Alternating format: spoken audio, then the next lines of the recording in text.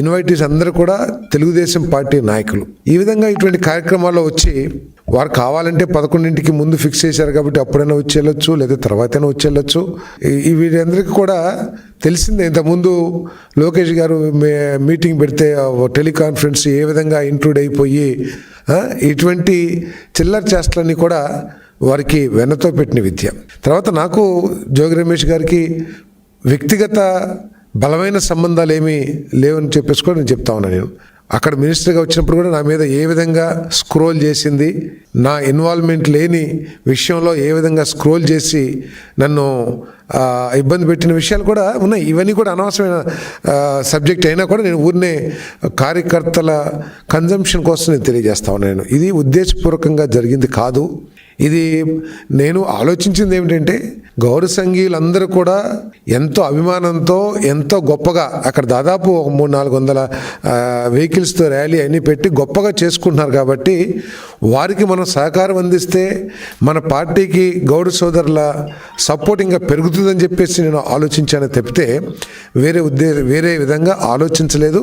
అది కాకుండా అక్కడ ఉన్న వారందరూ కూడా ఎక్కువగా తెలుగుదేశం పార్టీ విజయానికి నా విజయం కోసం కష్టపడ్డ వాళ్ళు ఎక్కువగా ఆర్గనైజేషన్లో ఉన్నారు. కాబట్టి నేను మిగతా విషయాలు పెద్ద పట్టించుకోలేదని చెప్పేసి కూడా నేను మనవి చేస్తాను. నేను అక్కడ ఏదైనా చిన్న రప్చర్ చేసిన గౌడ సంఘీయులందరూ కూడా బాధపడి తర్వాత పార్టీకి ఏమన్నా తప్పుగా అన్వయిస్తారేమో నేను చేస్తేని.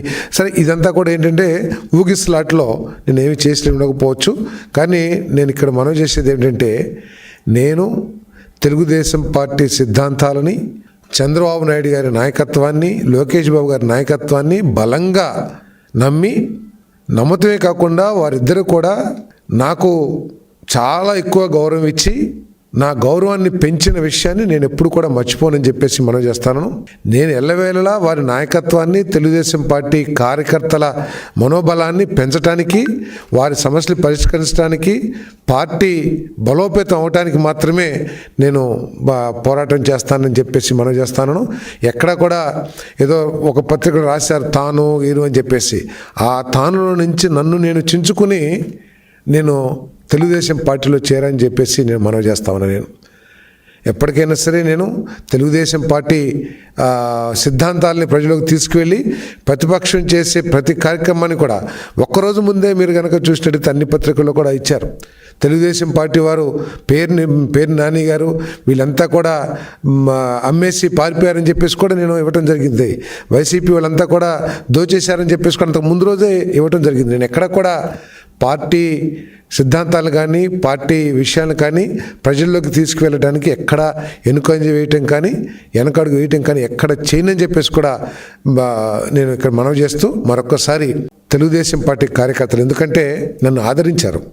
నేను కేవలం 5-6 నెలల ముందు పార్టీలో చేరినా కూడా తెలుగుదేశం పార్టీ కార్యకర్తలందరూ కూడా నన్ను ఆదరించి నూజివీడు ఎప్పుడు కూడా వైసీపీకి బలమైన నియోజకవర్గంలో నన్ను గెలిపించిన విషయాన్ని నేను ఎప్పుడు కూడా మర్చిపోనని చెప్పేసి మనం చేస్తాను.